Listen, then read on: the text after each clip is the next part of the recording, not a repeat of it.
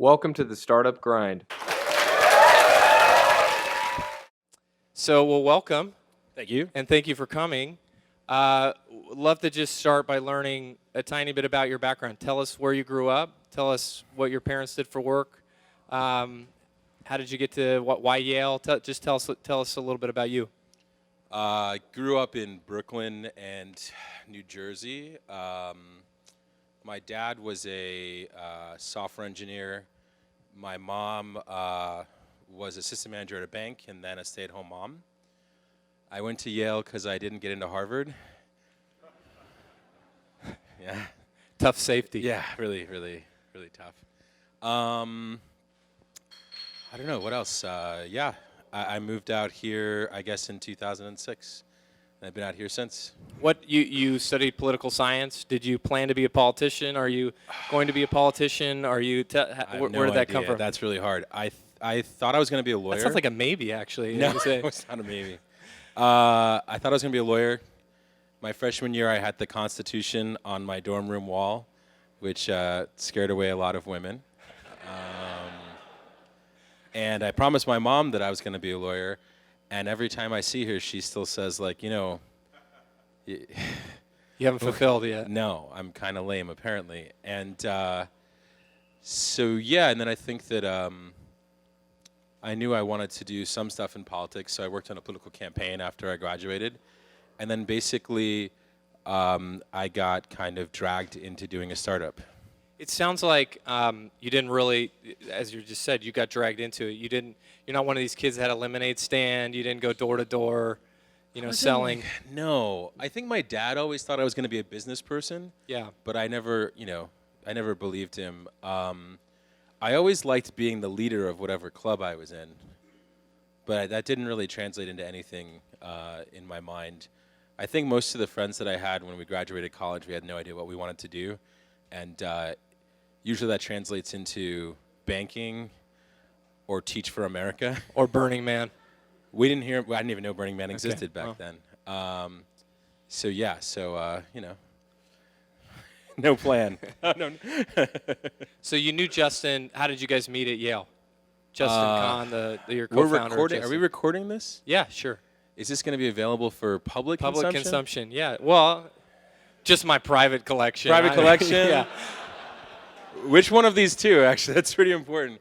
So I met Justin in college. I would say I was not It's going to be public. Okay, good to know. I would say that I was not the best college student, and he was the first person to introduce me to a beer bong, custom made, and we became fast friends. Enough said.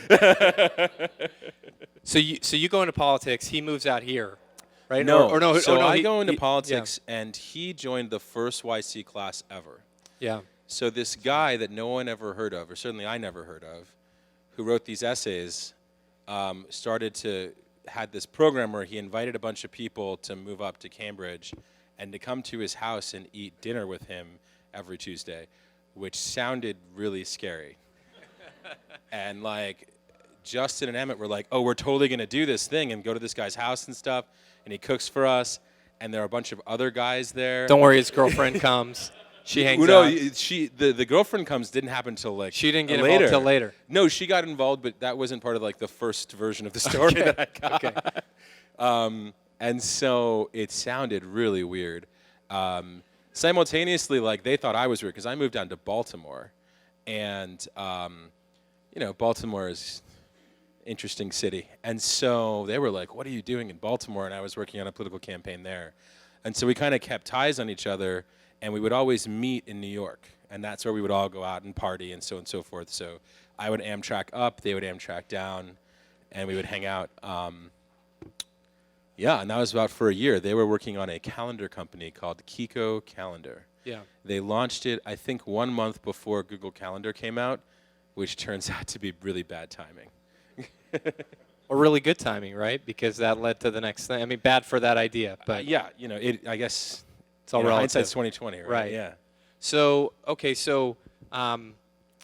as I've heard the story, he he calls you up, you go on this road trip, and you come out here to San Francisco. This is before Yeah. you're still working So in this campaign. the campaign, so it's very interesting. So in the fall, maybe a couple weeks before the election, I go out to dinner with Justin and his dad in D.C., and he tells me he's thinking of this idea of an online reality TV show. And both his dad and I say that is a horrible idea. And then, because it was a really bad idea. And so then we lose the campaign. And so because I was the finance director, I had to stay around and basically clean up stuff.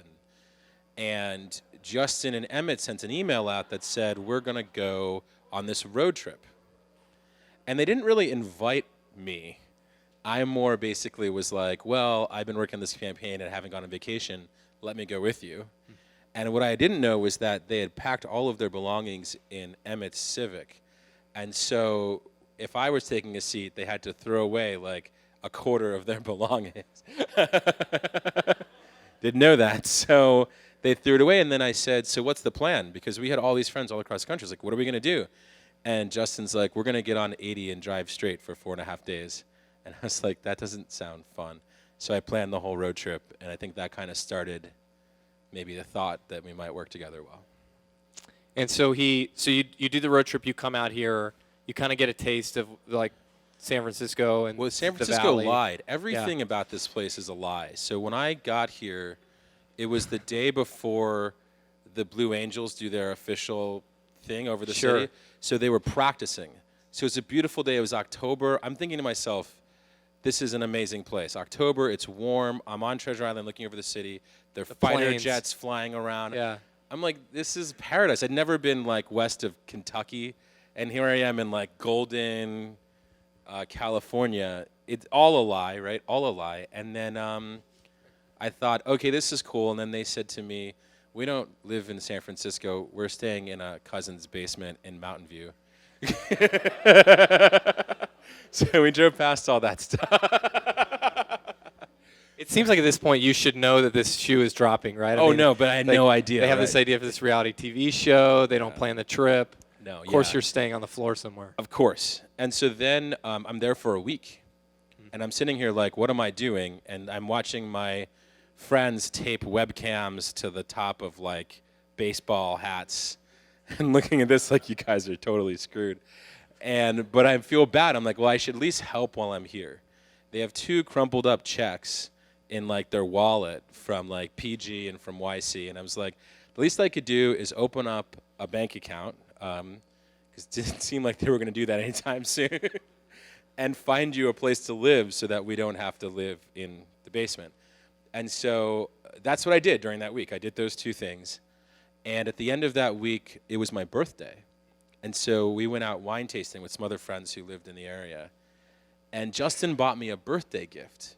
Now, I should have known, because like dudes don't really like. That's Not thoughtful like that, especially this guy, as it sounds like. Completely not thoughtful, right? And so he gives me like this iPod Nano, and I think I'd mentioned at some point I never owned an iPod, and I should have seen it coming, because that was a tell. And then on the way back, he's driving me to the airport, and he's like, "Oh, maybe you should join Justin TV," and I was like, "No." Like it wasn't even a but. I was like, "No." And he's like, "Well, just think about it." And you just spend 2 weeks with the guy. He gave you the iPod. Yeah, you can't. Yeah, it's like you can't just be like, "No, thought about it." No. He sold all his stuff to let you come in the car. Exactly. So I was like, "All right, I'll think about it." And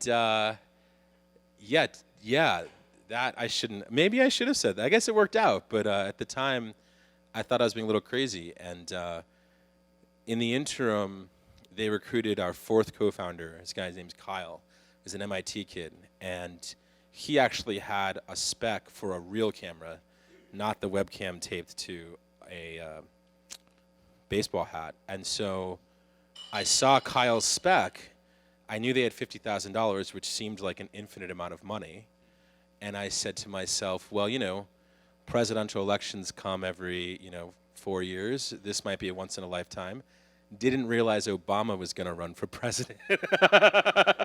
But, and 2 weeks later, I was sleeping in the living room of the apartment that I found for them. Yeah.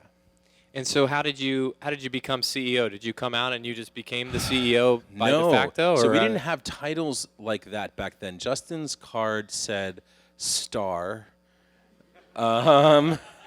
talent. Yeah. Mine was like I was the producer. Oh, and I forgot what Emmett had some like weird Russian title. Yeah, it wasn't well organized. I mean, we were like 22, 23 years old. We didn't know anything. The way that I became CEO was after we launched the show, we started running out of money. And it's really hard for the guy who's broadcasting his life 24/7 to pitch VCs. And so it was like, well, I guess I have to pitch the VCs. And then it was like awkward that the producer was pitching VC. He's like, what are you doing? And I had his business cards, producer, and it's like, I had no idea. So I was like, we might look slightly, we're pitching an online reality TV show, but we might look slightly more professional if I'm a CEO pitching an online reality TV show. It makes sense. It's logical. Yeah. So that's how you became the CEO. That's how I became CEO. Okay. And you did raise money because you got money from Floodgate and a bunch We of other raised people. we raised. Back then they weren't a big deal. It wasn't Floodgate back then. Back then it was Mike Maples. That's right. That's right. And it was Iden sank it. It wasn't Felicis, all this stuff. It was George Harik and Paul Buchheit. And to this day I have no idea why they invested in us. Talk about like being an entrepreneur that nobody knows, who's very young, who has the title of producer. How do you get these people's attention? How do you get them to take you seriously? How do you, without the network, without... What was YC? I mean, I never did startups without YC. Yeah, okay. Like, YC was part of the game from day one. And but did it have... I mean, wasn't nearly what it was today, but was it... With Paul, I could see... Yeah, it was still sufficient. Still sufficient. Because like those guys came to demo day. It wasn't like we magically had to find them. Yeah. I think that like... Is that where you met them? Was it Yeah, demo it was day? a demo day, Okay. yeah. And so... Demo Day was different back then. I mean, Demo Day I think had like 35 investors. Yeah. But yeah, and I still remember our Demo Day because we had just got live video working that day. And so all we did was show them a video of themselves live, and they like all freaked out. But then almost none of them wrote us checks. So, but yeah, no, it was I feel so bad saying this, but like my story of the Valley is like how to do YC well, because I never had to not be a YC founder. So let's fast forward a little bit. You're continuing to do Justin TV, but you guys kind of reach this point where it becomes profitable. Yep. And you start you at some point you realize, hey, this is maybe not the rocket ship we thought it was going to be. Let's look at some other things. We didn't realize it. Somebody told us. So this guy named Gideon Yu, who bless his heart, CFO at YouTube, CFO at Facebook. Yeah, now I think he runs the 49ers. He did. He's left. Yeah. He's okay. So yeah, he just basically does everything awesome. And so he comes into our office right after. So we went from 2 months of money in the bank to profitable, making $1.5 million of profit for that year. We did that from August to December. Wow. And at some point during November, when we knew we were going to be okay, he comes to the office and he says, "You guys think you're the shit. You've done nothing. If you keep on doing what you're doing right now, in 3 years, no one will hear about you. No one will remember you. You will be forgotten." And we were like, we're pretty impressed with ourselves. Because no one was going to invest in our company at that point. We'd already raised, maybe $5 or $7 million, and no one was going to give us a check. So the fact that we kind of made it profitable, we were really proud. But he was like, "You've done shit." And I think that's what started the whole path of like, okay, now let's do something for real. And that was like 2010. That was the late fall 2010. So we've been futzing around Justin TV for 4 years by that point. Yeah. And so where did what happened? What happened? Yeah. So we sat down and we basically said, we're going to come up with a bunch of different ideas and figure out what we should work on. And basically 2 ideas kind of won out in the end. One was Instagram was growing up and becoming a thing, and maybe someone should make Instagram for video. The second one was we had this small group of video gamers who'd used Justin TV for years, maybe we should like build something for them and see if that could be a thing. And so we basically split the company up into 3 groups. Is this one conversation? Is this over weeks or No, months? this was or probably is over this- about a month, I Okay. would say. It was probably like 3 conversations. 1 was like, we're going to come up with plans. 2 was like presenting plans. 3 was like, this is what we're going to do. You split up into teams? Did you just... God, I don't remember. I think the conversation was between the founders and maybe 2 or 3 other people in the company. Okay. The company's probably like 30 to 40 people at this Okay. time. And yeah, and so we split the company up into 3 groups. 1 group was responsible for running Justin TV, keeping the revenue coming in. Yep. 'Cause that was going to fund everything. 1 group was responsible for building Socialcam. 1 group responsible for building Twitch. And we said, we're going to give this 6 months, and probably both of these things are going to fail. If we're lucky, one of them's going to succeed, and we never even considered the idea that 2 would succeed. So, yeah. So how did you get Socialcam? So Draw it was very straws, simple. or did you... No. So Socialcam was my idea, and Twitch was Emmett's. Okay, well, that makes So, sense. yeah. Okay. It was pretty simple, and basically, when both started to do well, it was like it was a pretty obvious choice we had to do, because Twitch was really a reskinning of Justin TV. It was the same video system, the same website, just a reskin. Socialcam was a completely different stack, mobile first, like completely different, and so. It basically made much more sense to spin off Socialcam than it made to spin off Twitch. We had all vested, so it was one of those things where it's like 2 for 1, right? Let's give these both a try, and like everyone's going to win. And so it was crazy, because I went from, being the CEO of a company at that point, maybe 40, 45 people, to being back at the beginning, like 3 founders. Wow.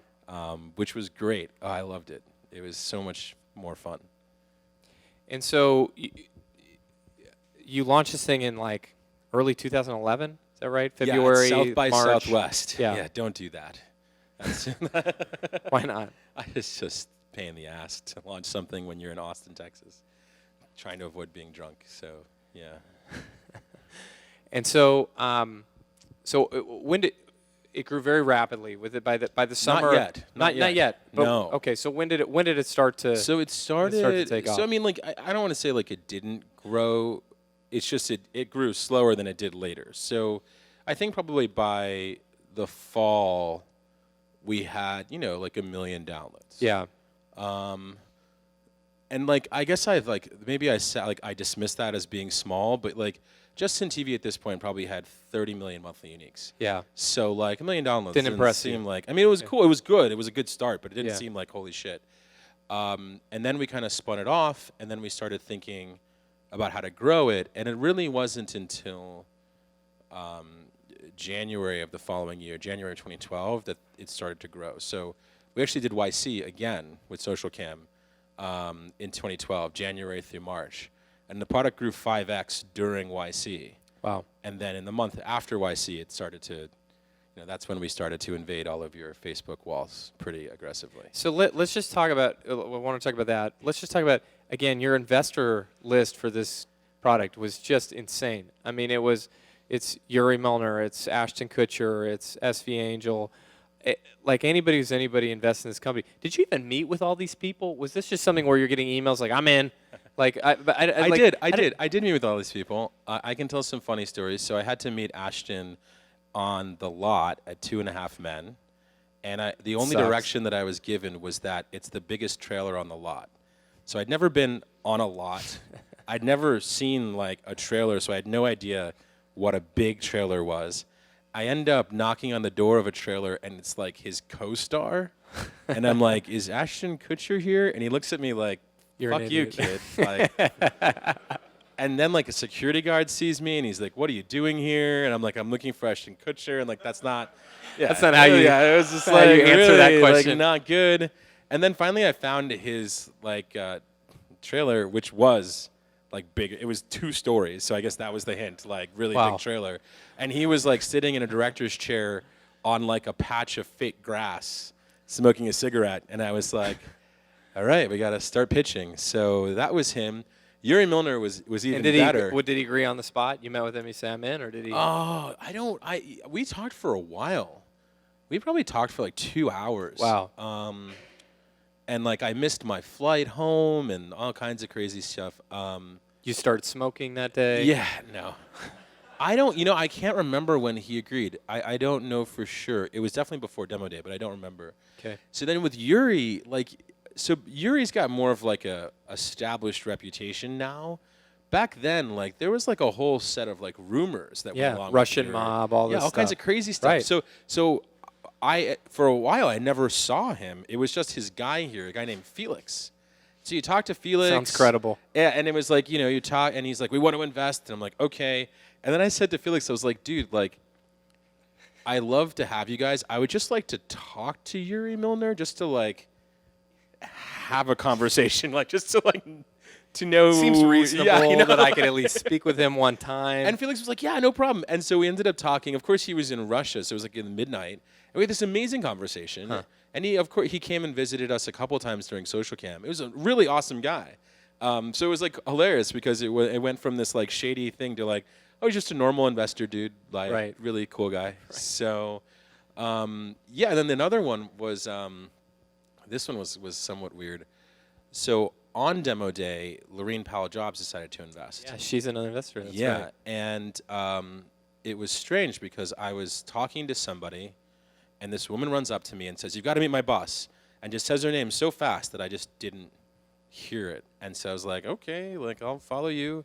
And so I'm following her, and then I get introduced to this woman, and I get introduced to her son, and her son's wearing like a Reed baseball cap, and I'm talking to this woman, like trying to figure out, like Lorene Powell Job, like what it like. You know when you feel like something's significant, but you're not quite catching on? You kind of knew she was, but you couldn't quite put your finger on it. Yeah, and so then she was like, well, how much is left in the round? And I was like, oh, this much. And she's like, well, take it. And I was like, oh. And I think at that moment I realized who it was. And I also knew that, like, there was a lot more people I wanted to get into the round. Huh. So I had to be like, oh, well, actually, can you just do this much? Which I didn't. Thinking back was like kind of ballsy, and she was like, yeah, sure, whatever. And so, yeah. And then literally there was another investor standing right behind her, and the second she said she was in, this guy was like, put me in. And we tried to get him for a long time. So wow. Yeah, demo day is an interesting day if you do it right. If you do it right. Yeah. Sounds like that's the It was right way crazy. to do it. So yeah, the long that was a long answer. The short answer is I did get to meet all those people. Yeah. There's a bunch of people in here that she's walked up to and invested in as well, I think. So it's common story. Yeah, it's a common story. Okay, so who remembers Socialcam? Who remembers using Socialcam? Come on. Oh, my goodness. See, That's yeah, it? It's old. No, it's not. It's old. I remember it very clearly. Well, you remember what we did to your Facebook. Oh, I remember it very clearly. Okay, so you've got somewhere in the range, if I've got it right, a couple million users. 3 million We had 3 million users. users at that point. Yep. And your main competitor, just Vidi at the Yes. time, rest RIP. All of a sudden they just start blowing up Facebook.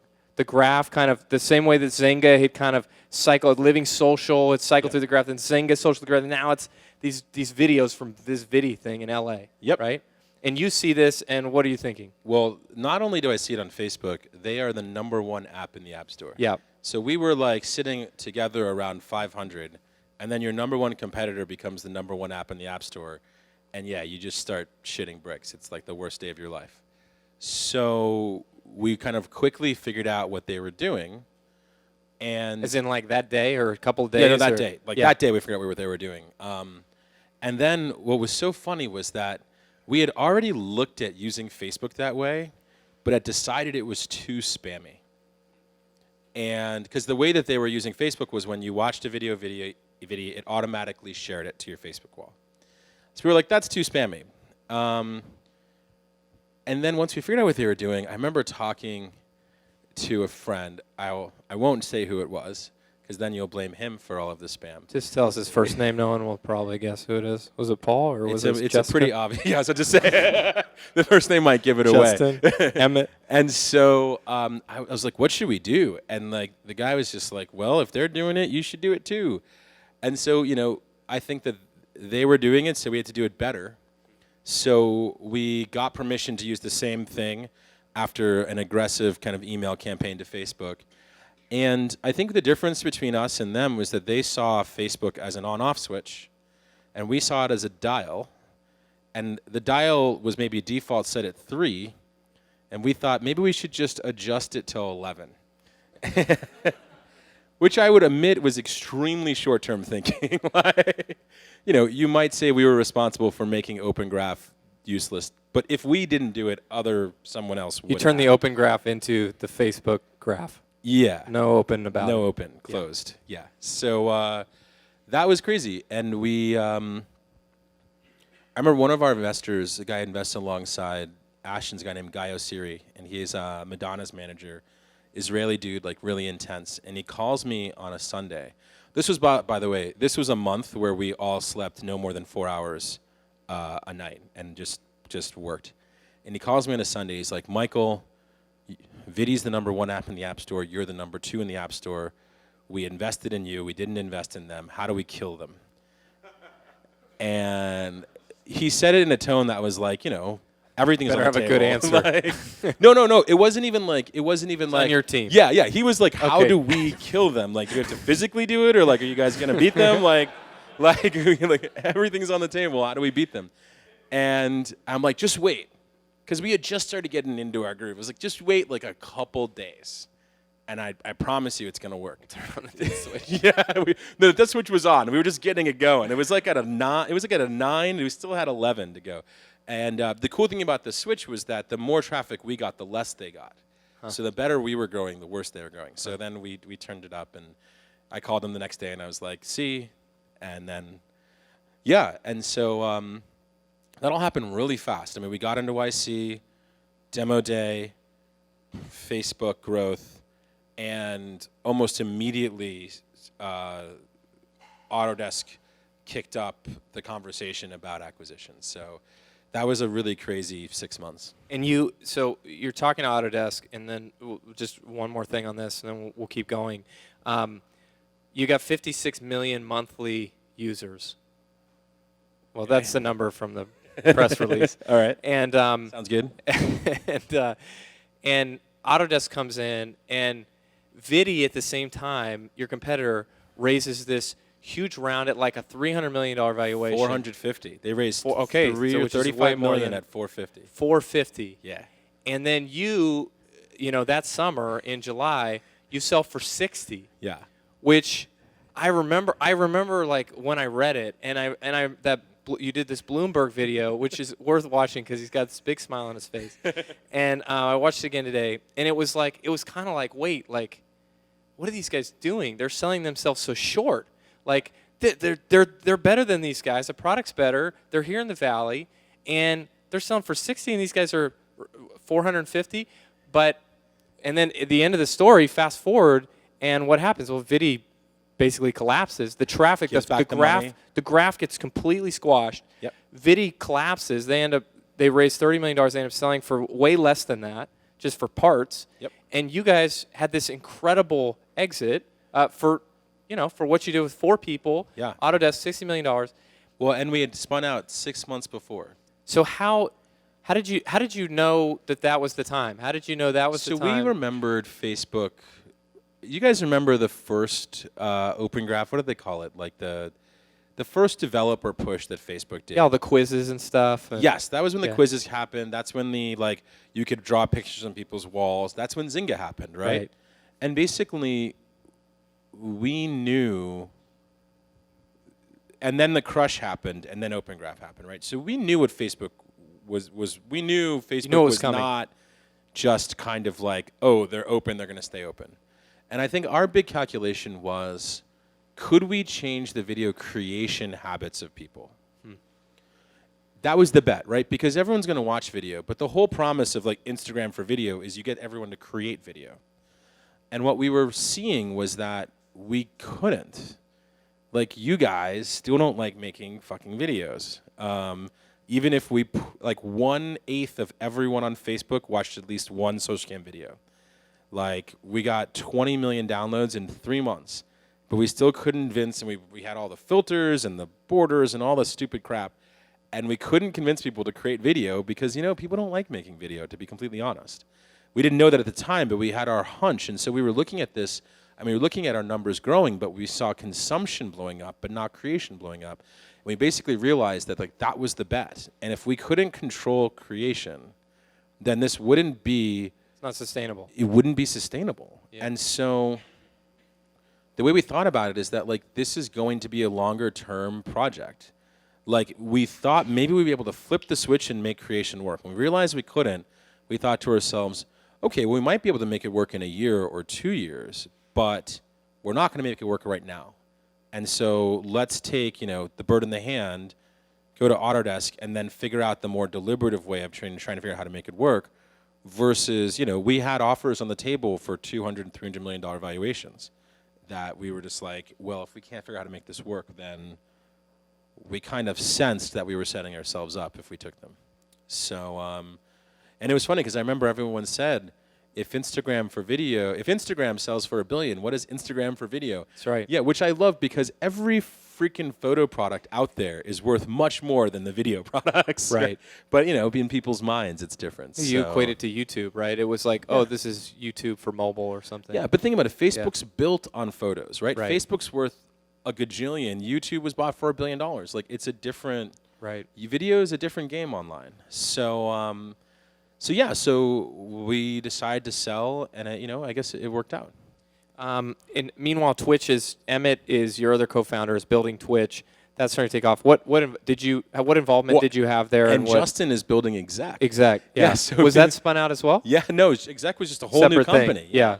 So it was like suddenly we went from like one company to 3 companies. And so Emmett was building Twitch with our COO, a guy named Kevin Lin, who was a college friend of mine. We brought on as a COO maybe about a year into Justin TV.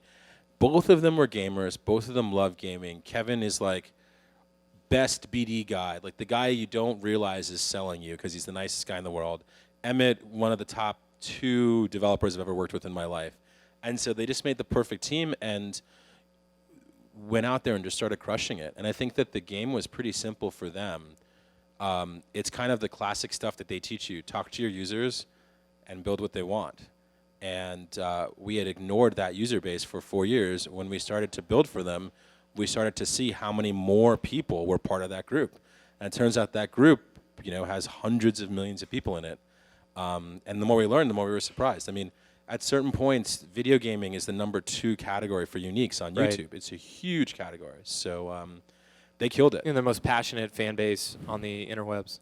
And hey, not a bad group to sell video ads to. Right. Very clear demo who likes to buy things. Yep. So, yeah.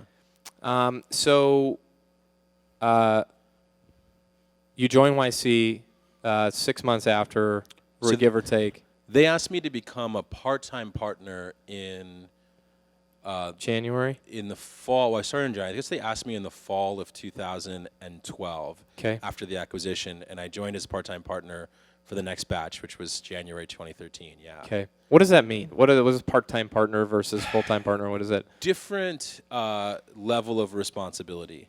So I was working at Autodesk full-time, and kind of I probably put in on the order of 2 to 5 hours a week helping YC companies. Okay. That's kind of the level of a part-time partner. Whereas like as a full-time partner, you put in about 60 hours a week. So it's very part-time. And there's a small equity stake, but you mostly do it because you just enjoy helping startups. Yeah. And so that's why I did it, and it was fun. Yeah. And it's kind of like a trial run, right? I mean, there's a lot of, that's what it feels like anyways. Like a lot of part-time partners get announced and then they kind of fade away into, I think Andrew Mason was announced at the same time as you. I don't know what's, Yeah. I don't know if he's still around or not. I don't think he is. But then you, at some point, you leave Autodesk and you kind of join YC full-time, or was there something? So I think like part-time partners come to YC for a bunch of different reasons. Like one is that they have this particular expertise that can be super valuable. So we have a part-time partner named Elizabeth who's doing biotech company and is so helpful. We have another one named Rick that's really good at like B2B sales, and he's running a company that's also a YC company. The other part-time partners that are kind of older and more experienced, and like Peter Thiel's a part-time partner, right? Yeah. And then I think there are part-time partners that are being tried out for full-time. And so apparently I was in that group because I was not running a company, and I was not as impressive as Peter Thiel. So Yeah, it would seem like a Peter Thiel tryout would be a little bit different from probably anybody than Andrew Mason. Yeah. So then basically about a year later, it was announced that PG was going to be stepping back and kind of focusing a lot less on running YC. And at that point, YC basically decided to expand. And Sam came to Autodesk and said, "You got to join as a partner." Yeah. Cool. And tell us, what does that mean? Like, what does your day look like? What does your week look like? And then I think a lot of people here want to know some of the specifics and things they can do as it relates to YC, but just tell us, like, what does your life look like now? So it was cool. So one thing about YC that most people don't realize is it's a flat partnership. It's like benchmark. Like every Is it? Yeah, you come in and you're in? Everyone's an equal partner. I was going to ask you that. So That's like interesting. it's pretty cool. Also, all of the people there, for the most part, have either been around YC for a very long time or are YC founders. So it's like this group of people who you kind of have all of this shared experience with, which is awesome. The typical day at YC is a very weird one. So YC companies really only hang out at YC on Tuesdays.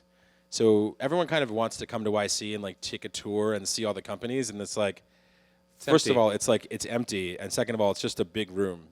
So it's like this, empty. So not much of a great tour. Big orange room. It's orange room, yeah. And there's some lights and some tables. So it's not that sexy. I think it's better to describe what I do in the context of a week. So I probably spend half of my time doing office hours with companies in either the current batch or previous batch. Those will typically be in half-hour sessions, and I can list time, and the alumni and the current companies can come and fill slots. I spend about half my time talking to companies that have not yet applied to YC. Part of what I really enjoy doing is recruiting and advising companies before they get into YC. Is that unique to you, or do a lot of people spend so much of their time with the pre-YC company? Each partner can kind of define what they want to do. I kind of say that like 50% of our time we're doing normal partner stuff. The other 50% of our time we get to do what we want that helps YC. So some partners write code. There's a ton of software that helps run YC. Some partners recruit. Some partners do events. You kind of do what you enjoy, which I think is what helps the kind of, too many chefs in the kitchen kind of thing. So I spend a lot of time doing the recruiting piece. I typically spend Tuesdays at YC because we have group office hours, we have dinners, and I write a lot of email. I think I probably write at least 200 emails a day, which scares me. To those same people, pre-YC, current batches, batch, YC. batch. People want to do events. People want to bring people to YC. And part of what I like to do when it comes to recruiting, and something that I did with you, which I love, is that like I like to find people who have access to tons of startups, and then basically give them my time. So basically say, if you see someone you like, you can tell them that they can spend a half hour with me. And that's been one of the most effective ways, because I don't like recruiting in aggregate. Like I like to talk to founders one-on-one over the phone, hear their problems. Like that's what I really like doing. So that's what I spend most of my time doing. Do you prefer? I mean, you've been doing this for a year and a half, kind of part-time and then full-time. But do you prefer coaching to actually run a company? Do you feel like are you in the sunset of your career now? Jesus, yeah. I hate when I think about that. So I had a plan to start a company. Yeah. I was supposed to be starting a company right now. I don't know. I think, when I joined YC, I definitely agreed to commit, to at least 5 years, which I feel comfortable with. I'm about to get married, probably going to have kids. Hey, congratulations. Thank you. You could clap for that. I mean, that's cool, right? Yeah. So I thought it was a good opportunity to get good work-life balance. Yeah. And we'll see. Maybe the itch will come back. I don't know. It was 8 years, so I definitely put in my time. Yeah. Okay. Tell us. You have some really interesting thoughts around moving quickly, and I think they're unique, and I think they're super helpful. One of those thoughts is that if it takes more than a month to build, it's not an MVP. Can you talk to us a little bit about what that means? Because every one of us has had that experience where you say, well, yeah, he's right, but not this time. Not in my situation. Not in my situation. So I love saying that, and I say something else too. Whenever I ask a founder, when are they going to launch? Whatever they say, I say, how about 2 weeks? And so I would say that in 75% of the situations, and in software it's more like 90% of the situations, you can build something in under a month. And the companies that I see, so many companies don't succeed because they kill themselves. And the number one way you can kill yourself is not launching. Basically, you don't know anything until your product is exposed to customers. So I like to tell companies is that, like, okay, if you don't know anything until your product's exposed to customers, if whatever's in your head is 90% wrong and 10% right, how much time do you want to spend working on something that's 90% wrong? And some people like to spend 2 years. And it's like, okay, that's great. But as soon as you launch, you're going to learn about that 90%. And you're going to look back and say, okay, well, you know, a large portion of those 2 years I wasted. So if it's a month, then, you know, you're not going to be too pissed if you wasted, you know, 90% of the past month. And the second you start having users, what I love is then you just start building things that they like. Like the switch happens. Before you launch, you're building things that you like or things that you think users will like. After you launch, you build things that they like. And that's probably a better path to building a successful company. So we always push that. And what's so funny is, like, we push that for our software companies, for our hardware companies, for our biotech companies. The message is the same. Like, there isn't like any company that comes in where we're like, oh, you guys should definitely do slow and steady. It's always like fast, break a lot, and like ignore all rules. What about the nuclear fusion startup? Is that one of those ones I never where it's advise them. move quick and fail fast? Or that one I don't know, but I do know there was a company doing drug discovery in the last batch who we were like, look, like, you need a deal for investors to think this is real. And they were like, well, we can't get a deal in this period of time. And we're just like, get a deal. FDA takes years, yeah. Well, no, not FDA. It was like a deal with the pharmaceutical company. Okay. It was like, and they got a deal with the pharmaceutical company that all of us have heard of in 2 months that would take a normal company a year and a half. Wow. And it was just because, like, the stakes were there. So part of what I tell people about YC is that, like, it's the proper application of force. If a startup is pointing one gun at your head, we just point another gun at your head. And it turns out you just move faster. Like, it's not a comfortable situation.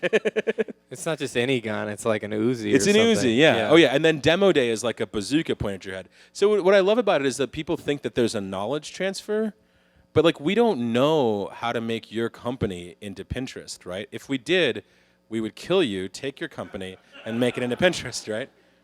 We just know that through the proper application. Get Madonna's manager involved. Yeah.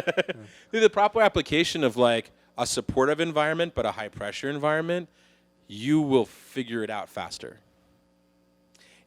There's this thing where, you know, it feels like one of your best options to getting into YC is to go through the network. There's so many founders. There's hundreds of founders, maybe even thousands at this point. Or 2,000. Okay, alums, 2,000 founders. So, but it feels like not all YC founders were created equal in terms of the application process. Is it true, or is it that? So there's a rumor that you need to be recommended by a YC founder to get an interview, and that's, like, false. Like, I would say that probably, I mean, I don't know this for certain, but at least more than half the companies that get an interview are not recommended by anyone. And I bet that number is more like 80%. So, and the other thing I would say is that a recommendation is a double-edged sword. You know, when I was in high school, my teacher said, when you ask for college recommendations, you don't ask your teacher if you can write a college recommendation. You ask them, can they write a good college application? And, like, the difference between a recommendation and a good recommendation is huge. I think a lot of people miss that. It's like, if you meet this person once, you have no relationship, they have nothing about you, and then, like, you pressure them in giving you a recommendation, that probably is not going to be the best recommendation in the world. You probably are better off without one. Talk about you see thousands. I don't know, do you guys talk? How many people apply each batch? The last batch, it was somewhere between 6,500 and 7,000. Okay, so you're getting, 6 or 7,000 applications. Are you seeing a surprising amount of the same types of companies submitted over and over again? And then how does that relate to these kind of audacious companies that you're looking for, whether it be, a pharmaceutical company or, Yeah. it's like not the typical startups? So we you would expect? try, so I read about 800 and change applications for this batch, and I desperately try not to look at the idea at all. And I think that's kind of a most important thing, because most founders think the most valuable thing they have is an idea. I tend to think that's lower on the list. So, yeah, like, Lower, do I but see? where? I mean, really? Yeah. Oh, yeah. Low on the list. So what is it? So I would say what I'm looking at is team market traction. Idea Okay. really touches hardest on the market. Is this something that millions of people, is this something that could be $1 billion company? Is really what I'm trying to extract out of the idea, versus do I think it's a good idea? Would I use it myself? Any of those things. I think that the second that you start judging an idea, you put your user hat on. And I'm not going to be a user for, that many startups. So I hate putting a user hat on. And I always, when I give advice, I'm like, if I'm giving you user advice now, let me take the hat off. Now I'm just giving you investor advice. So, no, as a result, when we're looking at that application, it's very much the other things. And do we see themes? Yeah. I mean, a lot of people want to figure out the age-old problem of after work, where do I go to dinner? I see that constantly. But we also invest in those things. I mean, Luca in the last batch, where do I go to dinner? Right. So themes aren't necessarily a bad thing. Doing something unique is not necessarily a path to getting in, versus doing something that's an iteration on something else. I think it's just more being serious about it. There are a couple kind of overarching questions we ask ourselves, and one is, would this company exist if we didn't fund it? And if it wouldn't, then we don't want to fund it. We don't want to be the difference between you doing your startup and not. We want your startup to feel inevitable. And that has nothing to do with your idea at all. I know I interviewed Sam in February, and he said that YC hadn't missed any billion-dollar companies yet in all the applications. That's said true. that they had missed some $100 million startups here and there. But what you have talked about this, about the founder of Zenefits, Parker, when he came through, and that you guys have, his application video is one of the ones you guys tout as this is one of our examples. Single founder, he hadn't quit his job, couldn't Yep. quit his job yet, didn't have a team, Yep. non-technical. Broke all the rules. He broke every single rule that is total deal breaker if they don't meet. And in that evaluation process, when he sits in the room and you guys are evaluating him, how do you make that choice? What does it come down to when you're sitting in the room with that person? So one of the things that's awesome about YC is we accept so many companies. So everything I told you, all of the rules probably apply to 75% of the companies. And the other 25% you might describe as horribly broken in very interesting and unique ways. And by having such a big batch, it allows us to be flexible. And so, with Parker, there were two things that seemed extremely clear. One, he knew far more. There were three things. One, he knew far more about healthcare than any of us. Two, the company was going to happen. And three, each and every one of us had the problem that Zenefits was solving. When we were starting our companies, it was painful to get our folks with the paperwork signed and on insurance. And so if you're a VC, it's extremely hard, because you get to make 2 bets a year. And maybe you don't bet on the things that seem like maybes. But with YC, and you get to make 100 bets every 6 months, the beauty of it is that you can bet on maybes that kind of hit you so hard on the positive points, you can ignore some of the negatives. And so that's why I like to tell companies, it's not you have to have absolutely everything lined up perfectly. No, no one looks perfect. But, for every red flag you have, the positive things have to be even more shining. And with Parker, those positive things were just through the roof shining. So he did a great job. We're going to take some questions from the audience. Do we have any questions? I'm guessing we do. So be ready for those. I wanted to just ask you one more thing, and then we'll do that. And that is, you're really low key. Like, Okay. I'm telling you, no. When you think of Justin TV, oh, Justin, and when you think of Twitch, oh, Emmett, and when you think of Socialcam, like I've told you, I immediately think of you, but like you were CEO of Justin TV, and you're this partner at YC, and I just like, I think you, this is something I really like about you. I'm not doing a good job of paying you a compliment, but I just wonder, like, we see so many entrepreneurs that are so outrageous and so over the top and so in your face, and then there's this other group of entrepreneurs that just gets stuff done and just kind of makes it happen. Yeah. And so I wonder, like where is that line? Like, what do you see in the entrepreneurs you see at YC? You see so many, and these guys that you really grew up with, you've seen all across the gamut. Sure, yeah. Like, where's that balance of like being out there and in your face and being humble and marketing yourself, or just getting stuff like? How do you look at that whole thing? I think that I guess there are two things, right? I think that they're all different types of personalities, and so I wouldn't say that like one personality makes a better founder than another. I just think you're most authentic when you're being yourself. Some people are crazy, some people are not. If you're not being yourself, it's pretty obvious. I think the humble thing, though, is pretty universal for most of the good founders that I meet. Sometimes they don't admit it publicly, but like, it's pretty universal. Like, everyone remembers when they thought the whole thing was going to go to shit and that they were going to be a failure. And like, for most people, that was not very long ago. So, in YC, when we get to kind of see people in a more personal, kind of protected space, that kind of stuff comes out all the time. Because even the founders of Airbnb, right? Like, they almost failed so many times. So the humble thing, I think, is actually pretty consistent. But crazy versus calm, like, whatever you like whatever you're good at, do that. Let's give it up for Michael. Thank you very much for coming.